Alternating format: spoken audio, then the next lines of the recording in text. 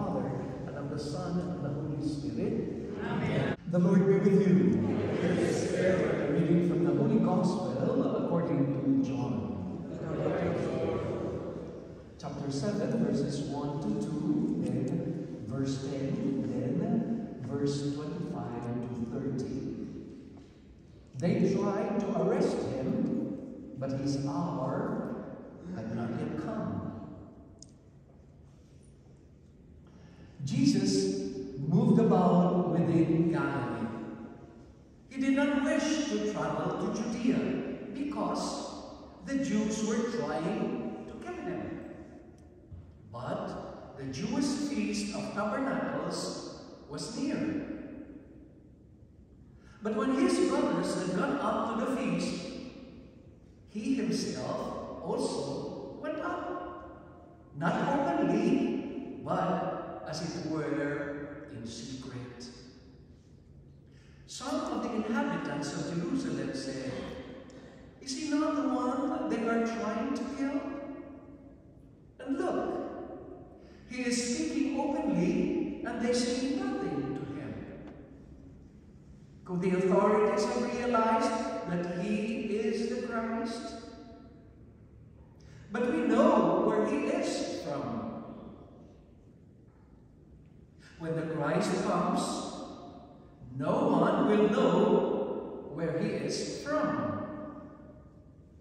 So, Jesus cried out in the temple area as he was teaching and said, "You know me, and also know where I am from. Yet I did not come on my own, but the one who sent me, whom you do not know, is true. I know him because I am from him, and he sent me." So they tried to arrest him, but no one laid a hand upon him, because his hour had not yet come.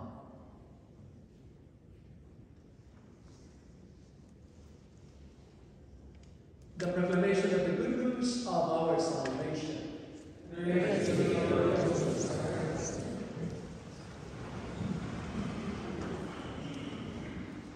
In the name of the Father, and of the Son, and of the Holy Spirit. Amen. Well, we have a beautiful presentation of our Emmanuel, who is leading us to the joy of knowing that he is our Jesus. And being our Jesus, we are assured that he is our Christ. So EJC, Emmanuel assuring us of how he journeys with us. Jesus, who assures us to save us through his pains and sufferings, which becomes a lifetime sacrifice that leads us to the joy of our salvation, and obviously because he is the Christ, the Messiah in Hebrew. He is the Anointed One. Now, in our joy of receiving the gift of our baptism, then obviously we are experiencing the EJC in our life. And yet, as we continue to pray and reflect with our Lenten, meditation, we are very much reminded of two things in our gospel reading, which is a prophecy, or which is prophesied in our first reading. And that is Jesus telling us, "Don't you worry. I experience it before you do, because before you, I am." And with that, what is Jesus telling us? This is my TGIF. From Fish Friday, level up with our meditation. Jesus warns us. But to make it a TGIF, TGIF. Thank God I'm forewarned. To be warned is something. But when you say you are forewarned, which means before the warning, you are already given the advice. Yes or no? That's why we say forewarned earlier. And with that, we are forewarned of what? Jesus' impending death.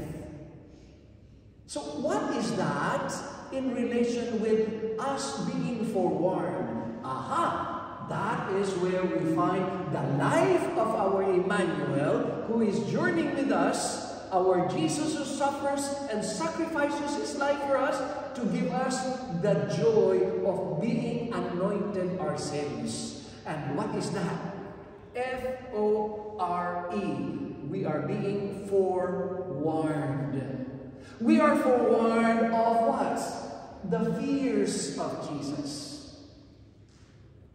What is the fear of Jesus?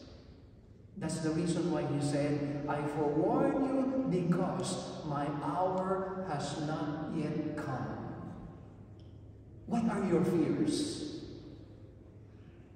Spiders, snakes, whatever. But the Lord reminds us in our responsorial psalm, the Lord is close to the broken-hearted. How many of you are broken-hearted? Well, if you are broken-hearted, rest assured, the Lord is close to you. And if you are not broken-hearted, think about it. You will be the one to be close to those who are broken-hearted. Again, because of the gift of being anointed. You are anointed to be altar Christus, to be another Christ, to be close to the brokenhearted. We become the hands of God. We become the feet of God. We become the heart of Jesus, that we may be close not only to the brokenhearted, but most of all, that the Lord will be close to us in case we will be broken-hearted. So what are your fears? Again, fear of death, very normal, especially when there is a diagnosis, oh, you're sick of cancer. I remember a little bit of a funny story. I have good news, the doctor said. I have good news and bad news for you. And the patient said, oh, okay, tell me. And the doctor said, what do you want? The good news or the bad news first? And he said, of course, I want the good news first. Or maybe you can do the other way around. And anyway, the doctor said, well, I'll just give you the bad news so that you will be hopeful with the good news after. Okay? So what do you think is the good news here and the bad news? And he said, you know what? You are sick of cancer and you only have 7 days to live. That's the good news. What? And he said, well, you tell me the bad news. You know what? The bad news is because it started last Monday. What are your fears? Sometimes many of us would even fear the joy of being with the Lord. Have you noticed sometimes I don't like to receive communion? Why? Because I am not worthy. These are our fears in the spiritual dimension. So let us come to take into consideration the Lord forewarns us the fears of death. As a matter of fact, the fear of Jesus. Remember in the Garden of Olive? Or olives, rather, it was not only one, but olives. What did he say? Father, if only take this cup away from me. He has that fear, the humanness. And that is where we begin to see that our fears, we become and we are able to overcome because, number one, of the friendship of Jesus. And because Jesus is our friend, He, what? He frees us. Now He gives us the freedom. That is why He forewarns us. Don't be afraid. Fear not. are overburdened. How many of us are very much afraid? The doctor gives us medication. We are afraid of the side effects and so on and so forth. What happens? We become paranoid, we become depressed, and blah, no more. So, He wants us to go back to Him. Come to me, listen, be still. Know that I am God, the God of creation. If I am able to give life, then St. Augustine reminds us that even Jesus, he said, I don't like to go to the Feast of the Tabernacles because they're trying to kill me. Yes. After all, with friendship, when the rest of the disciples were going, and his brothers and his relatives going for the Feast of the Tabernacles, what did he do? He followed, but quietly, insignificant. This happens to us. He forewarns us that. St. Augustine explains this very clearly. He came into and with the fullness of his identity, he kept in secret, in quiet, because his hour has not yet come. Put that aside.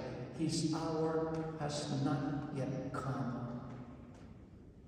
The full revelation of his divine identity was kept only for those who believe, only for those who has Jesus as his friend. Forewarned. What's the letter O? There's also fear of what? Of possession, objection, your honor, husband and wife. Are you there to help each other, to support each other, or to compete with each other? To oppose one another? In every which way, even in the church, we have a lot of objections from the declaration of the Holy Father, even to our own personal encounter with Jesus. And yet, through these objections, we become what? Obstinate? Maybe, but maybe on the other way around, the Lord forewarns us that objections will always be there. But if you allow yourself to know the real essence, that your life is meant for what?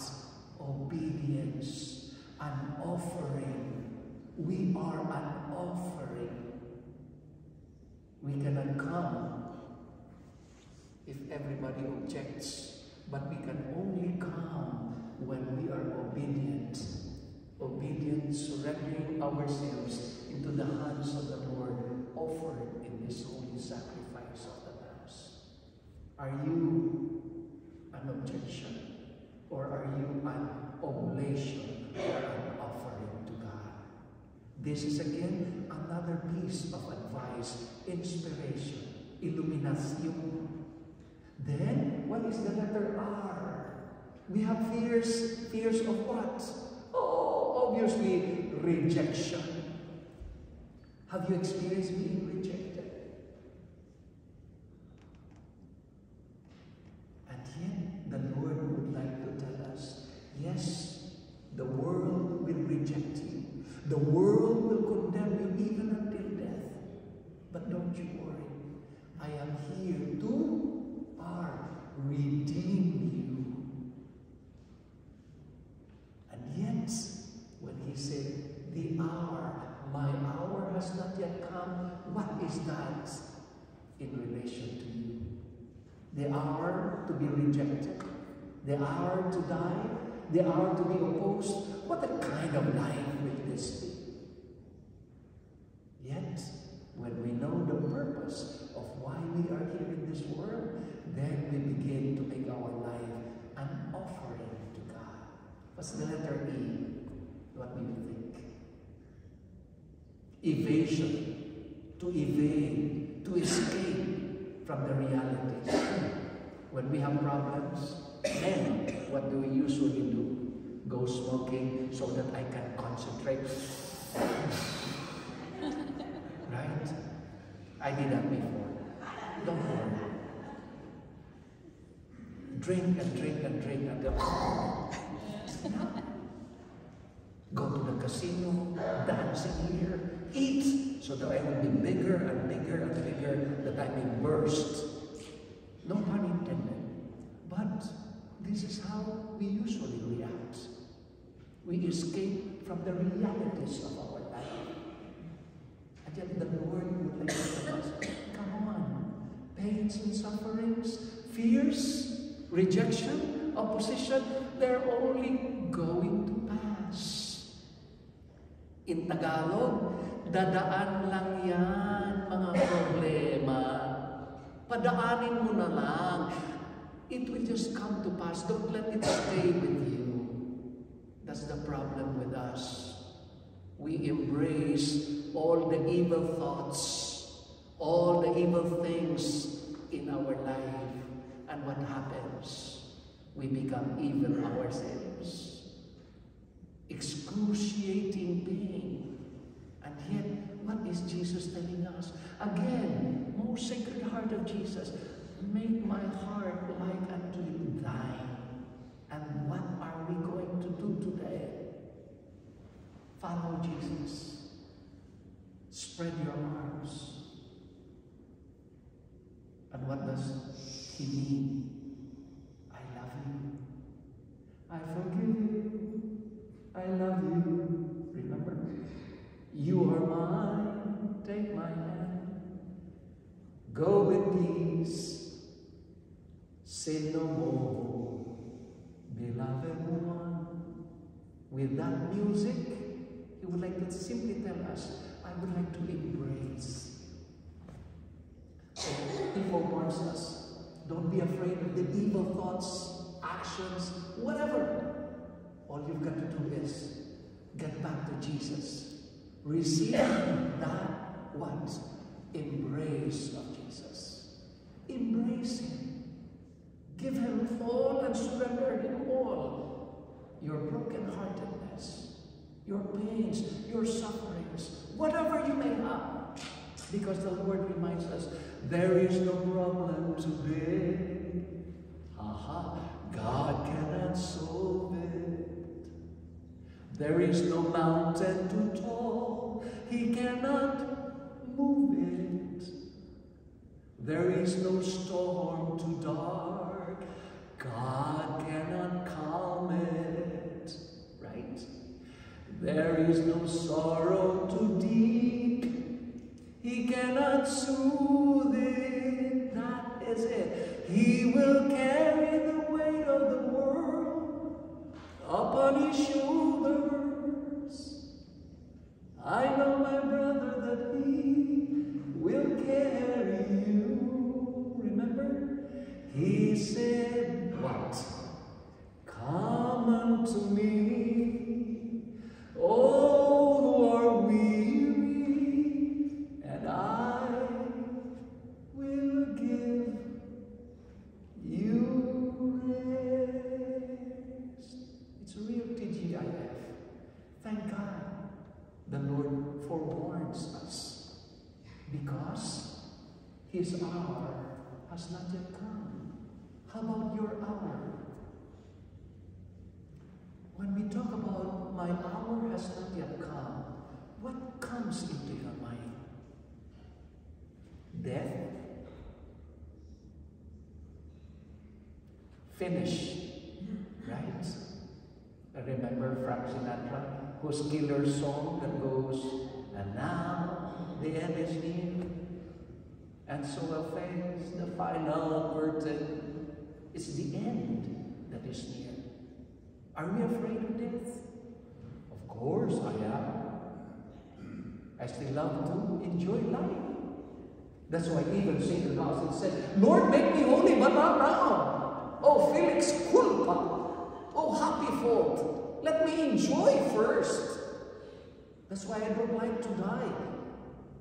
Simply because I'm attached to the things of this world. I'm attached to greed. I'm attached to sin. I'm attached even to my own pride. But if you want to follow Jesus, you are forewarned.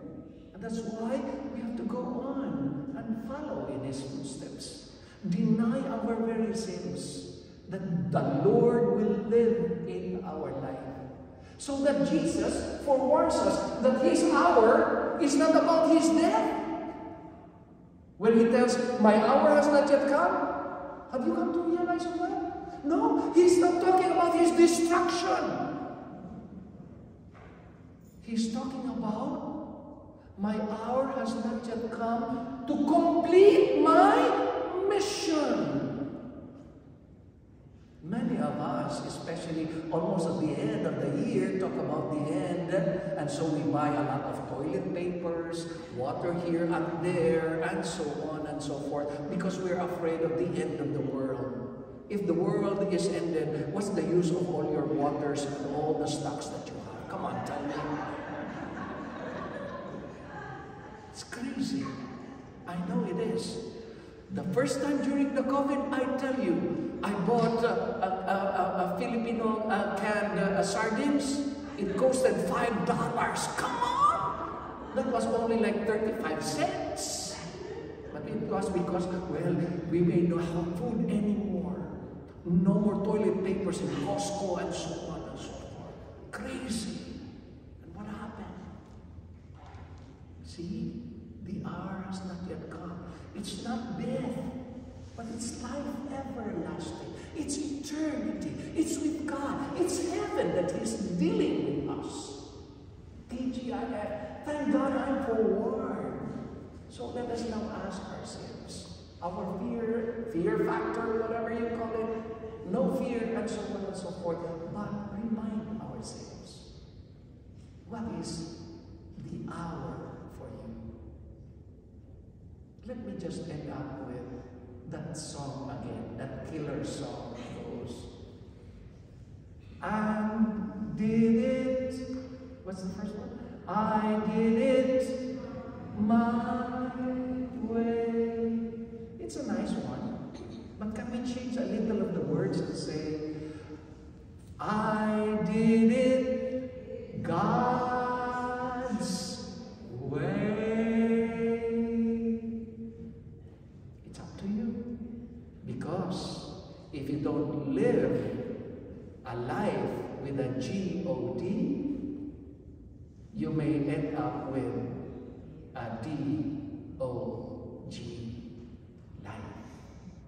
Let us bow down our heads for a moment. Let us praise Him that God was forewarned us that our hour has not yet come, not because of death and destruction, but because the hour is to come for us to complete our day. And how do we complete our day? It's no other than to encounter Jesus in the Eucharist. Today, tomorrow, and every day of our life, towards the joy of our life in heaven through eternity.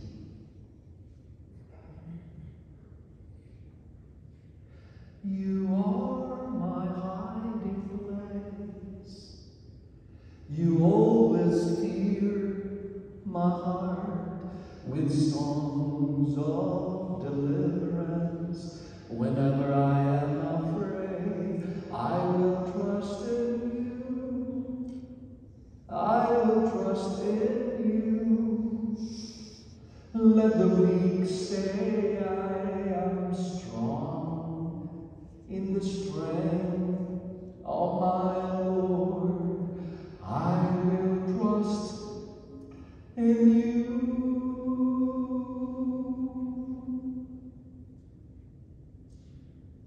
And together with all our thanksgiving, our gratitude, our petitions and prayers and intentions, we all together say, Holy